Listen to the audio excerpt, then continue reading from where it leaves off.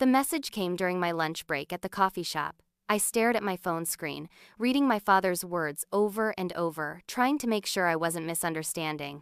Marina, we need to talk about college. We won't be able to help with tuition this year. It's just too expensive right now. Maybe take a gap year? My hands trembled. A gap year? Now? When I was just 1 month away from starting my senior year? I called my dad immediately. Marina, his voice sounded tired. I know this is unexpected, but we just don't have that kind of money right now. I took a deep breath. I understood financial struggles, really. For the past 3 years, I'd been working part-time, paying for my own textbooks and dorm expenses, pinching pennies everywhere I could. But this final year, my parents had promised to help with tuition so I could focus on my thesis. Dad, maybe I can pick up another job or apply for more scholarships? I suggested, desperately trying to find a solution. He sighed. It's not just about a few $1,000s, honey. The whole year's tuition is just beyond what we can manage. I'm sorry. After we hung up, I sat at the cafe counter, numb. 3 years of hard work, maintaining my GPA while working 20 hours a week, all potentially wasted because I couldn't afford the final stretch. I called my mom next, hoping she might have a different perspective. Mom, did you know about Dad's decision? I asked when she answered.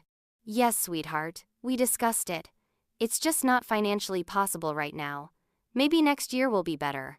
Something in her tone didn't sit right with me. It was too rehearsed, too calm for news that would completely derail my life plans. But I pushed the feeling aside. My parents wouldn't lie about something this important.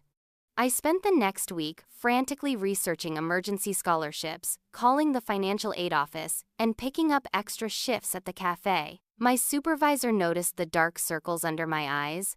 Everything okay, Marina? She asked as I fumbled with the espresso machine for the 3rd time that morning. Just some family stuff, I mumbled. Nothing I can't handle. That night, exhausted from a double shift, I collapsed onto my bed and mindlessly scrolled through Instagram. And then I saw it. My father, grinning widely, standing in front of a brand new boat. The caption read, "Finally pulled the trigger on my dream boat. Can't wait to take her out on the water this weekend." I blinked, sure I was hallucinating from exhaustion. The timestamp showed it was posted 3 days ago, the day after he told me they couldn't afford my tuition. With shaking fingers, I swiped to the next photo. My parents, champagne glasses raised, toasting on the deck of what appeared to be a $50,000 boat. My mother's comment below, "So excited for our weekend getaways." I felt like I'd been punched in the stomach. Too expensive? The tuition for my entire senior year was less than what that boat must have cost. I kept scrolling, anger building with each swipe. Photos of them shopping for boating accessories. My father showing off custom fishing gear. My mother modeling a new designer swimsuit specifically bought for their boat days. I closed Instagram and sat in the dark of my apartment, a strange calm settling over me. It wasn't about money at all. They had simply chosen a boat over my education, over my future. The next morning, I didn't call them. I didn't text. Instead, I made an appointment with my academic advisor, the financial aid office, and the student loan department. If my parents wouldn't help me finish college, I would find another way. Days passed. My phone buzzed with texts from my mother. "Haven't heard from you in a while, everything okay? Dad and I are thinking about visiting next weekend. Did you get Dad's message about tuition? I know it's disappointing." I didn't respond to any of them. I wasn't ready. Instead, I threw myself into solving my problem. I found a scholarship for senior students in financial distress. It wasn't enough to cover everything, but it was a start. I picked up a second job working nights at a 24-hour diner. I applied for an emergency student loan. A week later, my roommate knocked on my bedroom door. Marina? Your parents are here." I hadn't warned them I was coming. I didn't respond to their messages about visiting. But there they were, standing awkwardly in our tiny living room, my father's tan fresh from his days on the water. "Surprise!" my mother said, opening her arms for a hug I didn't step into. "We thought we'd check on you since you've been so quiet." I crossed my arms. "How's the boat?" The silence that fell was deafening. My father's face went blank, then shifted to defensive. "Marina, I saw the Instagram posts, I said, my voice surprisingly steady. Congratulations on your dream boat. Looks expensive. My mother at least had the decency to look embarrassed. That's different, honey. The boat is an investment. An investment, I repeated. And my education isn't? My father crossed his arms, mirroring my stance. Marina, you don't understand adult finances. The boat was purchased with specific savings that… Stop, I cut him off. Just stop. For once, tell me the truth. You chose the boat over my tuition. Another heavy silence. Then, finally, my father sighed. We've been planning for that boat for years, Marina. Your mother and I work hard, and we deserve to enjoy some of the fruits of our labor. And I don't deserve to finish my degree? My voice cracked slightly. Of course you do, my mother jumped in. But you're young. Taking a year off won't hurt. You can save up, maybe get more work experience. While you enjoy weekend getaways on your new boat, I laughed, a hollow sound. Got it. Marina, you're being dramatic, my father said, his tone hardening. This attitude isn't helping anything. You know what? You're right. I took a deep breath. My attitude isn't helping, but neither is pretending that this is about financial hardship when it's really about priorities. And clearly, I'm not one of yours. My mother's eyes welled with tears. That's not fair. We've supported you for years. And now you're done? 1 year short of graduation? Perfect timing. My father's face reddened. We don't have to justify our financial decisions to you. We're still your parents. Yes, you are. And I expected more from you.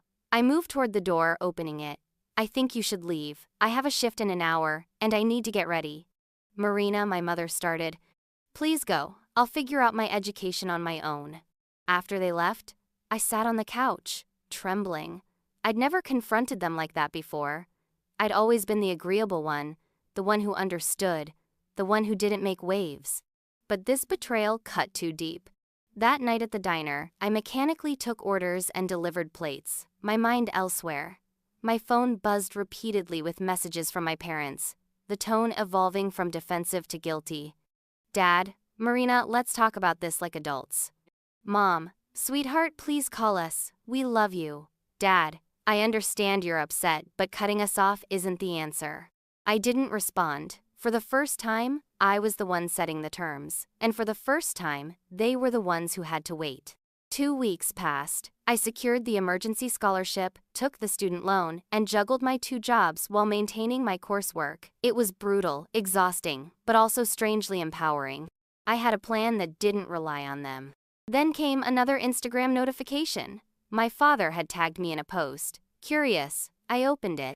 It was a photo of my parents standing in front of their boat, holding a for sale sign. The caption read, "Some things are more important than weekend getaways. Family comes first."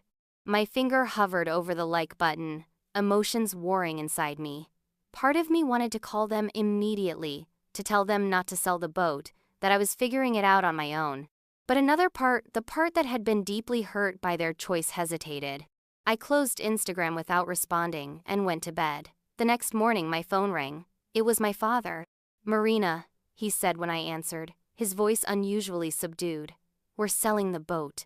"You don't have to do that," I replied, surprising myself with how calm I sounded. "Yes, we do," he insisted. "We made a mistake, a big one. We prioritized the wrong thing." I didn't respond immediately, letting the silence stretch between us. "Marina," my mother's voice came on the line. They must have been on speakerphone. "We're so sorry. We didn't realize how it would look, what message it would send." "It's not about how it looks," I said. "It's about what it means. You told me you couldn't afford my tuition, then spent more than that amount on a boat. What was I supposed to think?" My father cleared his throat. "You were supposed to think exactly what you did, that we made a selfish choice. And you were right." I blinked, surprised by his candor. "The boat is already listed," my mother added. "The money will go toward your tuition and living expenses, so you don't have to work 2 jobs while finishing your degree." I swallowed the lump forming in my throat. "I've already taken out loans and gotten a scholarship." "Then we'll pay off the loans," my father said firmly. "Marina, we messed up. We got caught up in what we wanted and didn't think about what you needed. That's not who we want to be as parents. I sat down on my bed, emotions swirling. I don't know what to say. You don't have to say anything, my mother said gently. We just want a chance to make this right. That weekend, they visited again. This time, there was no defensiveness, no justification. Instead, they listened as I explained how their decision had made me feel, how it had shaken my trust in them. They didn't interrupt, didn't make excuses. We've always been proud of you, Marina, my father said when I finished. You work harder than anyone I know. You never complain, never ask for more than you need, and somehow we took that for granted. We assumed you'd be fine, my mother added, because you've always been fine, always figured things out. But that doesn't mean you should have to. The boat sold within a month. True to their word, my parents used the money to pay off my emergency loans and cover my tuition for the year. But more importantly, something had shifted in our relationship. For the first time, they saw me not just as their daughter, but as a person with valid feelings and needs.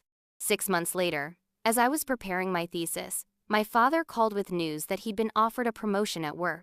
That's great, Dad, I said, genuinely happy for him. You deserve it. Thanks, Marina. He paused. I was thinking about putting some of the extra income into a savings account.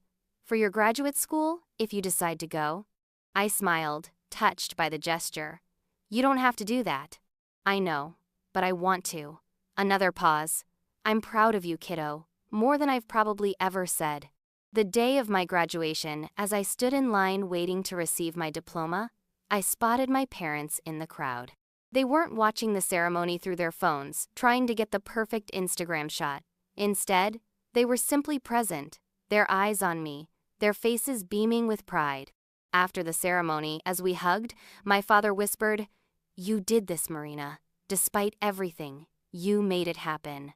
We had some help toward the end, I reminded him with a small smile. He shook his head.